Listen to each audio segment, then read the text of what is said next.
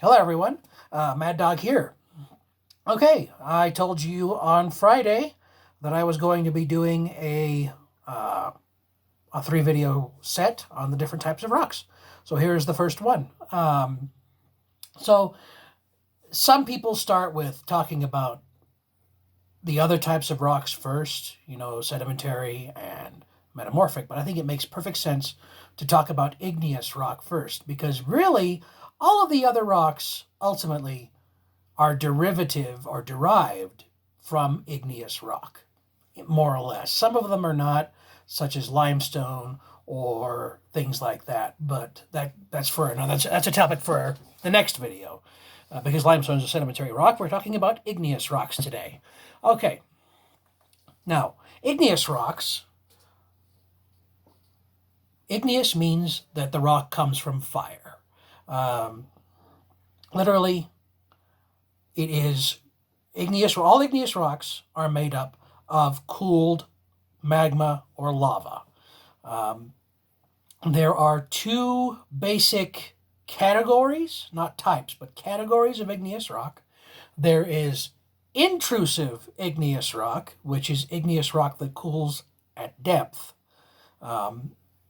and forms the cores of a lot of mountains, such as Pikes Peak that I live near here is what's called a igneous pluton. It's granite that cooled at depth and through erosion has been finally exposed so that we can actually see the granite core. That's an intrusive igneous rock. The other category of igneous rock is extrusive. Extrusive igneous rock is, what do you think it is? It's lava, basically. It is rock that originated in an eruption of some type, whether that eruption be a fluid eruption or an explosive eruption, which I'll get into that too about how that all works because it's important. So those are the two broad categories of igneous rock. I'm not going to go into super depth with all of this, like all the mineral stuff and stuff I actually learned in geology in my geology class in college. It's not necessary, in my opinion, for me to go into that for you to be able to understand what I'm talking about. But now we're going to talk about the actual different types of igneous rock, not necessarily categories, but types.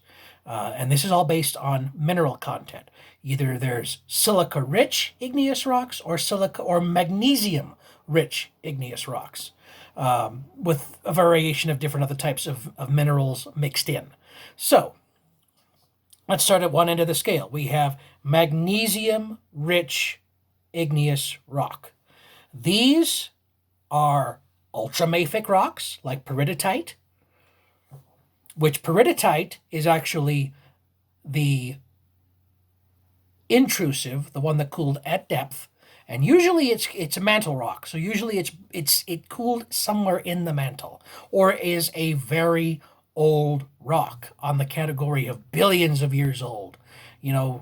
More than a billion years old. Some of the oldest rocks here in the United States, which are in Wyoming, are more than 3 billion years old. They're some of the oldest rocks on the North American continent. So you have ultramafic, which is very high in magnesium. The intrusive form, the basic intrusive form of ultramafic rock is peridotite.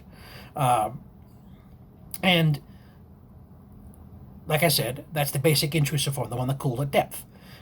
Then you have the extrusive form of an ultramafic rock. That is the lava, basically. It originated as lava, and it's a very fluid lava. It flows like water. It's not very viscous at all. The ultramafic form of lava, or extrusive igneous rock, is called komatiite. And that gets its name from the Komati River in Africa, where in the river gorge, there is a ton of komatiite to be found. And again, it's a very old rock. You normally do not see modern volcanoes, erupting komatiites because of different chemical and mineralogical and radiological processes that have gone on in the earth since the formation of the Earth. So that's ultramafic.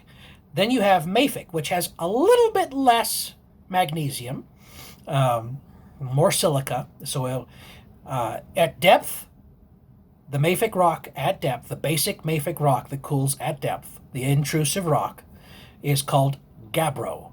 And Gabbro, the one thing that I want to point out, like peridotite and also komatiite, they have a mineral in them called olivine, which gives them kind of a greenish tint. The peridotite is mainly, or peridotes, gem-style peridotes, are mainly 100% olivine. That's the name of the mineral that they're composed of. So ultramafic rocks have a lot of olivine in them. The next step up, like I said, is Gabbro. That's the one that cools at depth. Is usually striped, has black and white stripes in it. The ones that cool at depth have very well-defined mineral crystals in them, generally speaking. And it's not just magnesium that's the only mineral in there. There's other stuff in there like feldspars and silicas, especially in the Gabbro. The extrusive form of mafic rock, the basic extrusive form of mafic rock, is basalt.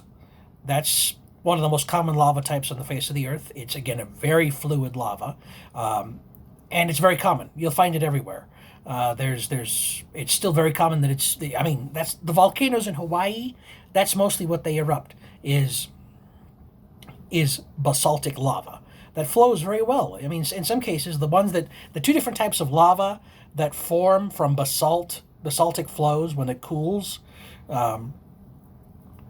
There's one that looks very fluid when it cools. These are Hawaiian names, just so you know. That is called pohoihoi. The other one that looks more, it's more jumbled up, looks sharper, that is called a'a. And usually what that is that's cooled fragments of the lava that are on top of a thicker lava flow that's actually already pretty cool and cooling. They form a crust on the top of the lava.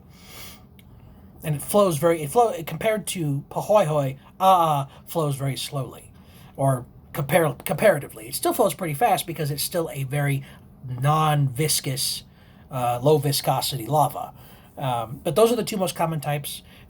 Most basaltic rocks that you probably are familiar with are pieces of pumice, which are actually can usually come from an flow or originate as a volcanic bomb, which is a piece of lava that cooled before being explosively erupted out of the volcano. So that's mafic rocks. And then we have intermediate rocks, and that's just what they're called. They have almost a perfect balance of magnesium and silica. And silica is quartz, just so you know. It's quartz-like minerals.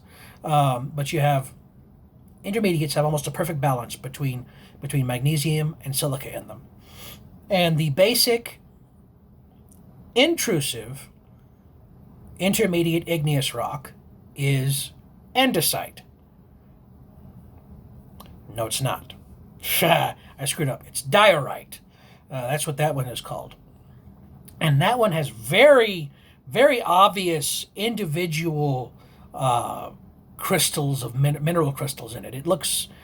It almost looks like a piece of concrete in a lot of ways, even though the crystals are inside the rock matrix and are not actually sticking out of the rock like you would get in concretes or conglomerates, which that's a type of sedimentary rock that I'll talk about next time. So that's this diorite. Diorite is the intermediate intrusive. The intermediate extrusive igneous rock is called andesite, named after the Andes Mountains, where it is extremely common, where it is erupted a lot. It's also erupted a lot in the Cascade Mountains here in North America. This is a much more viscous lava when it is extruded or erupted in comparison to basalt. It flows kind of like a thick gummy toothpaste, and generally it cools and it'll flow down the mountain. It flows down the mountain very slowly. Usually doesn't go more than 1 kilometer from the vent that it comes from, and it usually has a jumble of rocks on its surface, kind of like but more silica and not as many open air holes or vesicles, as you would find in a piece of pumice or a piece of So, which is also called rock lava. That's another reason that andesite is also called rock lava. But it still flows, although not nearly as fast as komatiite or basalt, just because of the amount of silica content that's in it. It also has a lot of gas in it, which makes the eruptions that you get andesite out of much more violent. There's a lot more. They're more explosive. Then you have Felsic igneous rocks. This is the last broad type of igneous rock. Of course, there's all kinds of other igneous rocks inside of these types that I'm talking about. These are just the most common kind of index types. The next one are felsic rocks. Felsic igneous rocks. The intrusive felsic rock is granite, which is what Pikes Peak is made out of. 1.1 billion year old granite. It's a granite pluton. The extrusive felsic igneous rock is called rhyolite. Rhyolite does not flow because it has so much silica in it. It does not flow. It's too viscous. Again, it'll come up like toothpaste. In some instances, it makes lava domes like what you see in the crater at Mount St. Helens. It's common in continental volcanic eruptions. You can find it in the Cascades. You can find it here in Colorado. You can find it in Arizona, Nevada. And again, it's called rhyolite, and it doesn't flow because the eruptions that create rhyolite are either the really sticky ones that create a lava dome or explosive volcanic eruptions like what you got with Mount St. Helens, which there's a lot of ash and a lot of debris blown out of the volcano. And some of that debris is rhyolitic lava, but it's already cooled. It's basically already solidified, and it's just being blown apart because the gas pressures underneath it have blown it out of the mountain. And rhyolite, when it makes rocks, forms two different types of rocks. Usually it makes tuff or ignimbrite, which is also called welded tuff.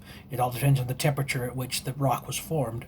And you also find it in volcanic breccia, which is a variety. It's ash, it's rock, it's debris, all of it mixed together in kind of a volcanic sedimentary rock, if you will, even though it's not quite, because usually it's all welded together by tuff and by the heat from the eruption.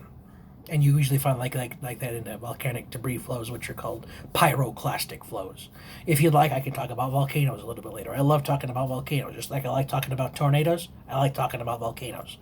So that's broadly speaking, igneous rocks and their types. I hope that you understand that a little bit better. And in my next video, I'll be talking about sedimentary rock. This is Mad Dog signing off. I'll see you next time.